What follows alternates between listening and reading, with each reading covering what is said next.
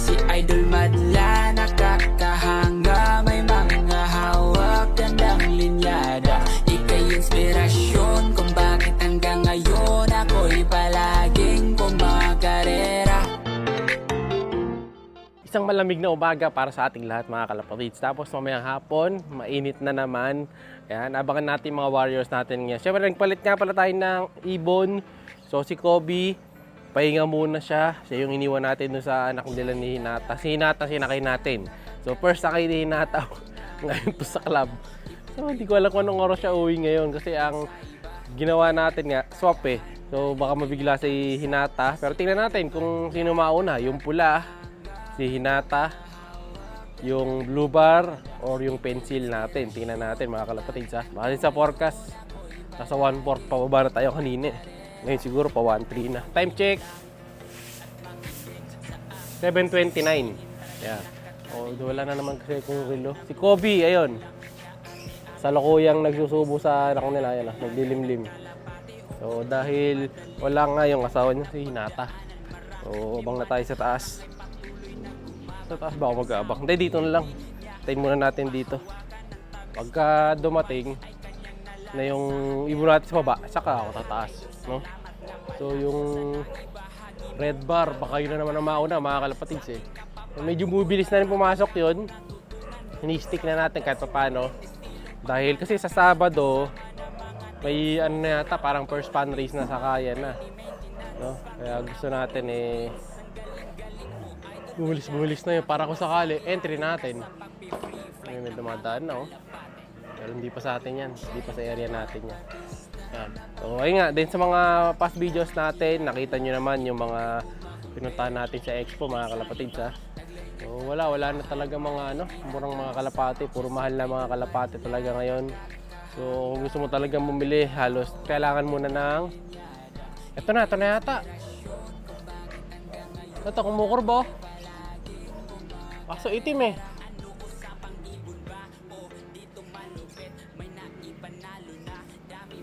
Itim. Si Grisel. Nako po. Ito na yung sinasabi ko mga kalapatids. Si Grisel natin.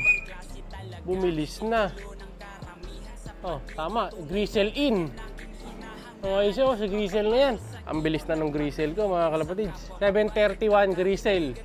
Yan, namisa na tayo Grisel. O, diba? Bibilis naman pumasok basta sa stickin eh. Okay, no? Rectal landing board din naman. One down. Bilis nung Grisel. Sabi na, pagka-itim nakita natin sa taas mga kalapatids. Grisel na yun. Wala pa yung tatlo dito sa taas na nauna nung nakaraan. So, good sign yan na yung Grisel natin mabilis. No? So pag nakita natin na maganda resulta niyan sa susunod na breeding, ibabalik ko lang yung mga magulang yan. Paparisin natin. Itong inahagis din tong isa na to eh. Ewan ko kung inahagis. Ito yung pula, yun yung pula. Ito pa lang si pula. 7:33 yung pula. Last 2, tapos si Hinata. Sabi na late si Hinata eh. Pero di bali, practice naman niya to. Mas importante sa atin yung fan race. Ayun pa lang si Hinata. Sige boy, tulak mo, habol mo, sayang. Pero kakalak pa natin yan. Kasi baka mamaya pasok pa pala sa oras eh. Ayun o, late siya. Pasok. Bagal, no? Late siya ng halos 7 to 8 minutes siguro yan. So, isa pa tayo dito sa taas. Tulak ko muna. Blue bar yung unang bumaba. Pero ang unang dumating is... Ay, hindi. Pencil pala to. Masaya na si pula. Ayan. Tulak na natin sila. Pumasok na. Okay, pasok. Magulat pa to. Yeah, sok. Yeah, pasok na boss. Pasok. Butas-butas na yung landing board natin mga kalapatids. So, kawawa yung landing board natin. Pero kayo mag-alala, nagawa na natin ang paraan yan. Bibili na tayo. Pumasok na yung dalawa. Sige boss. Butas na landing board natin. Ayusin na natin yan eh. So, tinatapos lang natin yung sa ibaba. Tapos, ito na. Mabilis lang to. No? Alisin na natin lahat to. Gagawin natin panggatong. Tapos, bibili tayo ng panibagong materyales. Siyempre, abangan nyo yan sa mga video natin na ano. Doon sa mga video natin tungkol sa lock, yung paggawa natin ng lock. Ayusin natin lang. Pipinturahan ko muna lahat to. Magagawa naman natin siguro ng ano to, within the day. No? Siyempre, kami lang ulit ang gagawa. Kami lang. So, tapos, ano kasing tawag dito? So, malamang i-schedule natin to. Gagawin natin Monday. Kasi pag Monday, pwede tayong mag-skip ng palipad. So, pwede natin tapusin ng Monday to. Then, lalagyan natin ng kalapate dito, viewing, para hindi muna sila matakot, makilala nila yung landing board. Kasi may iba itsura eh. No? So, ngayon, isang ibon pa lang natin, si Blue Bar, yung malaki. Tayo natin siya. Sayang, no? Yung grisel natin, no? Di pa nauna. And then, syempre, yung panalo dun sa pag-bird natin, medyo na late tayo ng post ngayon kasi halos yung video natin puro expo. So, eto sa screen yung nanalo. Ayan, pa-flash natin, mabilis lang. 5 seconds lang. Ayan, kung di nyo nakita, eh, better luck next times. O, tapos, pag hindi ulit nag-comment yan bukas, pili tayo ng panibago. Kaya, idol, mag-comment ka na. No? Dahil gumawa ako ng video na namimigay ko na ulit yung young bird, sabihin hindi ko nabasa yung chat mo, no? So may mahaba pa yung chance mo para mag-chat sa akin. Pero kung hindi mo kayang kunin, bibigyan naman natin din sa iba. Ayan. Basta yung pag-bird natin monthly, meron yan, hindi tayo nagmi-mintis dyan.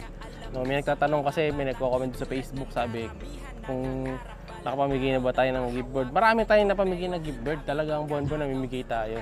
Kaya pag hinihintay nyo, mag-comment lang kayo para makasali. So, ito na yung last bird ko. Yan. Oops. Magaling tong isa na to. Rumirekta landing bird to. Parang naipit pa yung bagus ah.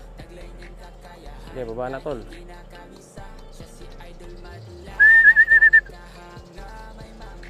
Ano? Mabilis pumasok to eh. Nahiya lang. Para tol.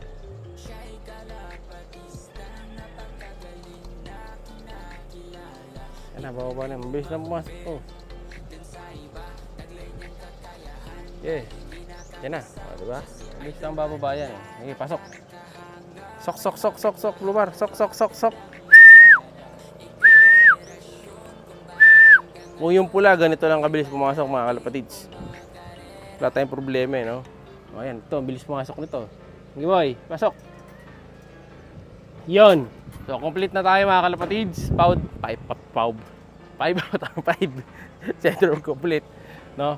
So, ganoon talaga. Hindi laging panalo mga kalapatids. Kailangan din talaga ng practice ng mga warriors natin bago tayo manalo. Siya'y kalapatistang napakagaling na kinakilala.